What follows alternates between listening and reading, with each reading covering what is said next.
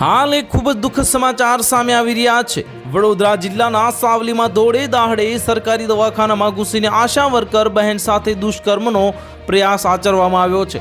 પીડિત આશા વર્કર બહેને આરોપ લગાવ્યો હતો કે આરોપી તેમનો પરિચિત છે અને તેમને દુશ્મન ગણે છે। તે વારંવાર આ પ્રકારની હરકતો કરી રહ્યો છે। આરોપી પાનના ગલ્લાની આડમાં 2 નંબરની ધંધો ચલાવતો હોવાનું પીડિતાએ મીડિયા સમક્ષ જણાવ્યું હતું। આ સાવલીમાં ચોંકાવનારી ઘટના સામે આવી છે, જેમાં સાવલીમાં આવેલી સરકારી આરોગ્ય કેન્દ્રમાં ઘૂસીને મહિલાને માર મારીને તેના પર દુષ્કર્મ આચરવાનો પ્રયાસ કરવાનો યુવક પર જે ગંભીર આરોપ લગાવવામાં આવ્યો છે, અને આ ઘટનાને પગલે પંથકમાં ભારે ખળભળાટ મચી જવા પામ્યો છે। હવે યુવક વિરુદ્ધ શું કાર્યવાહી કરવામાં આવે છે તેના પર સૌ કોઈની નજર રહેશે। પીડિતાએ જણાવ્યું છે કે હું મારી ફરજ પર હતી તે દરમિયાન તેણે મારી આંખમાં મરચું છાંટીને પાડી દીધી હતી અને પછી મને ખૂબ માર માર્યો હતો, જેના કારણે મારા મોઢા પર ઘણી ઈજાઓ થઈ છે।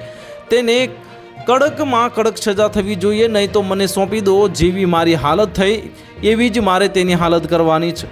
પીડિતાએ વધુમાં જણાવ્યું હતું કે યુવક સાથે અમારો પારિવારિક સંબંધ છે। તે વારંવાર આ હરકત દોહરાવી રહ્યો છે।